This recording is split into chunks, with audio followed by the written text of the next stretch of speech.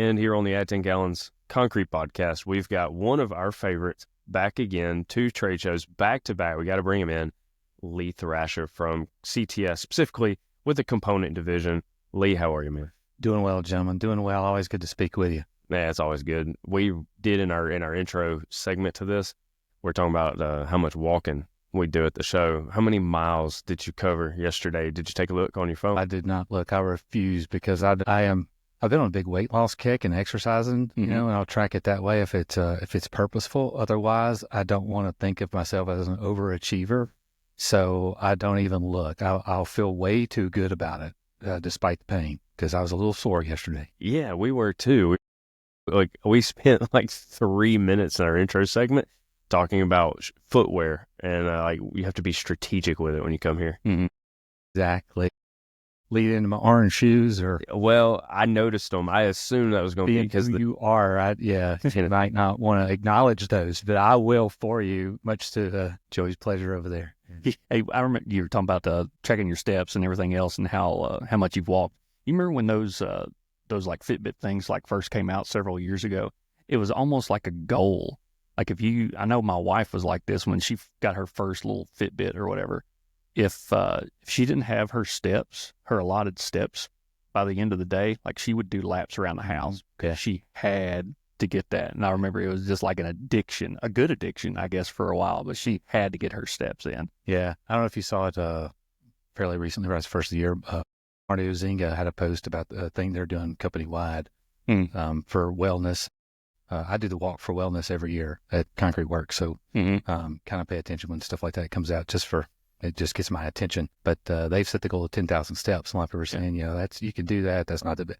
But yeah, depending on what part of the business you're in and what your daily role is, batch guys have a hard time getting 10,000 steps. Obvious person can have a hard time getting 10,000 steps. You can do that lap around the house or some morning. So I think, things like that are always good, having goals and stuff. But I'll get back to my goals next week. I'm not going to worry about them here. There's plenty of activity back and forth for sure. Well, I kind of hate to admit this, but there's lots of days where if it's my office day, then I might have 3,000 steps for the day. Yeah. A little embarrassed to admit that, but yeah, 3,000 steps. And so I don't really pay attention to steps that much, but my wife will do 17, 18, 19,000 a day at her job. So my wife's the same way. We did the competition years back, and at that time she was in the classroom in the school special ed lead teacher. So she's walking constantly, and I'm not even going to tell you how bad the gap was. And it was 5 digits easy those days. Joe, did you ever participate in like the money back they give you at our company?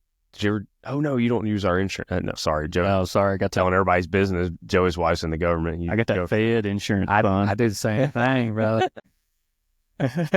Well, our company had a thing where they'd reward you cash money, and so one of the things was walking like 10,000 steps or whatever. So once my wife figured that out, I mean, she made like $500 cash last year. Transferred to her just like that. We actually, because we just our company was bought by J.M. Huber, and so they switched everything over. So the old plan is inactive, but they gave you a heads up, like, hey, any money that you've made, you need to make sure you pull it out of that health plan, and she did. But then she racked up like another $30, and we lost it. Yeah. So if United Healthcare is out there and they want to send me a $30 check, I'll take it. We earned it, but maybe that's on us. So. Yeah. An average of 10,000 steps a day for the entire year, I think, is what Marty and the folks are shooting for. That's a long way. It is actually a pretty good goal. If you can average 10,000 a day. Well, there's a bunch of studies that come out that allegedly say that 10,000 is the number. If you can do 10,000, then you stave off, like, I forget how many diseases or whatever that are not only chronic but also acute later on in life. If y'all guys have never done the walk for wellness, you're back at Concrete Works in the fall. You gotta check that out. It's a good thing that morning. Yeah, a great way to start the day before the drive rodeo. It's kicked off. It's cool. In Orlando too, so it'll be a little bit warmer. It'll be a lot better to get out there and walk. Yeah. So what's the show like for you guys at CTS? So if anybody doesn't know, like, you walk into the it's the South Hall y'all, right? So you walk into the South Hall and the CTS booth is like right up front. I mean, you've got I think y'all in the second row. I mean, you guys are right up front. So you've been doing it big and you've been doing it for a long time. What's the value of World of Concrete to somebody like CTS? The new video screen is pretty awesome. We've had a lot of people that, you get the good booth traffic, people that are outgoing, and you get folks that want to come to the show, and they're might be the first show or whatever. So we've noticed a lot of folks really get some benefit out of that video screen, which is pretty cool because we can highlight a lot of different things rapidly. But speaking of rapidly, the rapid set demos are a huge benefit for us, having that unique of a product performance, being able to demonstrate that in real time. So we do like a demo on the hour every hour for the morning block and a couple in the afternoon as well. So we get a lot of traffic. We get a lot of benefit from those demos, those live demos. Are those in the booth inside? Yeah. Okay, Yeah. cool. Nice. I was just thinking that that's a benefit of being inside because it's been 20-some degrees in the morning here at World of Concrete. Concrete don't like 20-degree weather. So I would imagine it's a lot better to do it in this climate controlled in here. Yeah. And we've got such a variety of product line too. I like the way CTS has done it where we've actually got the block, but we've got 4 sides. A lot of booths you can walk through the middle and we've got different stages. We just block it out 4 walls and you've got the demo area or the presentation area right in front of that wall. So we're a lot of different simultaneous conversations without worrying about tripping over each other and stepping over each other kind of stuff. I was looking at that when I first came in and I thought, wow, we not set up with walk through paths and all that kind of stuff. Now I know why. We got the meeting room upstairs and they can do the demos and we can still have individual conversations on the other 3 sides and it not be overwhelming. So they do a lot with the audio video setup and targeted sound and all that kind of stuff. It's a big production. Our marketing crew does an amazing job every year of putting that show together. A lot of time and effort goes in.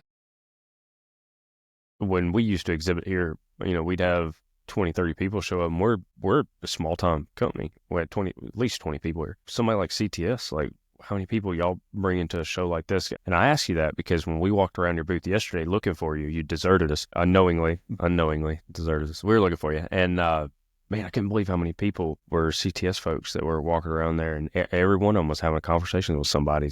So what's the workforce like? 35 or 40. Wow. We're trying to have over 25 at the booth at all times kind of deal. I think, they haven't given me an exact number, but I think that's kind of what we're shooting for. 25 to 30 at all times there. So yeah, and everybody was busy when it was busy, and it was the afternoon. Normally things kind of like to slow down a little bit, but man, y'all were rocking and rolling. Yeah. On the component side, like how does that feature into the World of Concrete setup? I mean, because a lot of people know you guys for Rapid Set. So when it comes to component, how's that being featured here? That's funny. We were just having that conversation this morning at the booth about ways to generate more traffic from North and Central Hall because a lot of our customer base, the ready mix producers and the contractors, spend a lot of time in those 2 halls. If they get into the repair work, because that's kind of the section we're in with Rapid Set and the admixture guys, getting some good ready mix traffic with being close to all the admixture booths and things like that. But talking about ways of generating a little bit more for our component corner, CTS is great to put that corner kind of out there facing some of that other stuff. So it's right there. And we can get a little prominence, get a little connection to show off the other brand that we do. And it's good, but we're going to get real creative in the coming years of how we're going to generate more traffic of that, the folks pulling them from North and South or North and Central over to the South Hall. Wait, so I think it was in the North Hall, like at the very end of the North Hall, y'all have like a little setup down there too, right? Or am I thinking wrong? Not that I'm aware of. All right, Joey, cut that out. All right, well, before we let you go, just wanted to get your impressions of the show. The one thing that we didn't talk about as much in our intro clip was about the traffic. Looks like there's probably going to be about 40,000 people here this year, maybe 45. And, everybody seems to be in a really good mood. It seems like a lot of optimism. I don't know if there's quite as much energy as I felt in previous years, but golly, there's a lot of optimism. Yeah, and when you say not as much energy, I don't think it's like in a negative way. It's more just like relaxed. That's just the way I see it. It doesn't feel as frenetic. There's been years where you've had 65, almost 70,000 people, and it almost felt frenetic and I don't know, chaotic's too negative of a term, but frenetic. But this year it's this relaxed but optimism. We've talked to several people who maybe didn't have a great second half of 2024.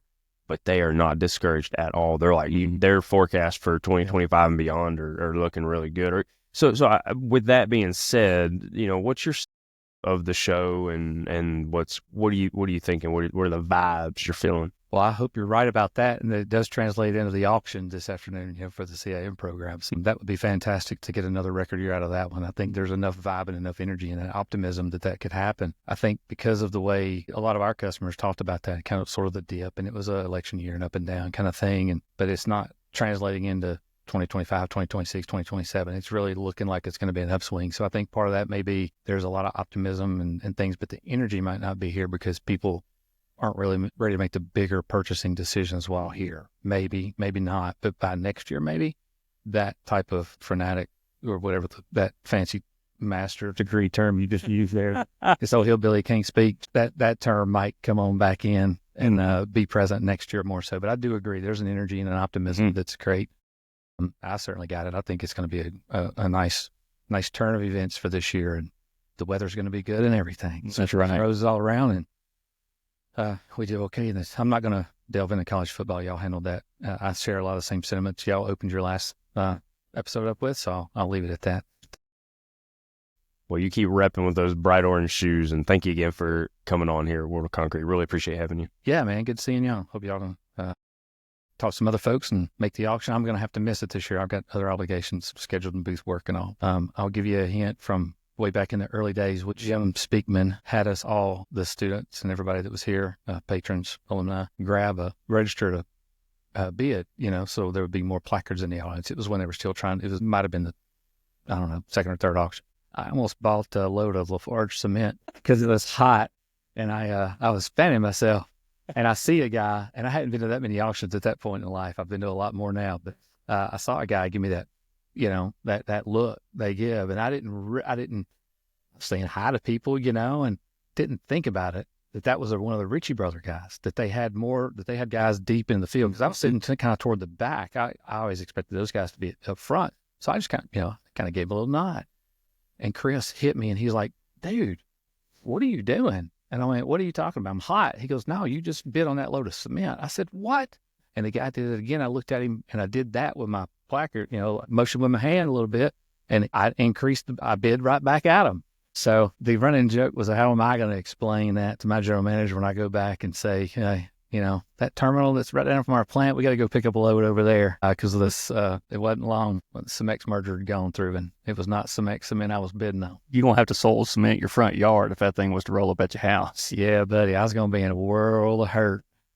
So just be careful if you get in there. Don't be fanning yourself. No sudden movement. With a placard with a number on it, Be careful. Thank you, brother. Take care. It's a great story. That was awesome, man.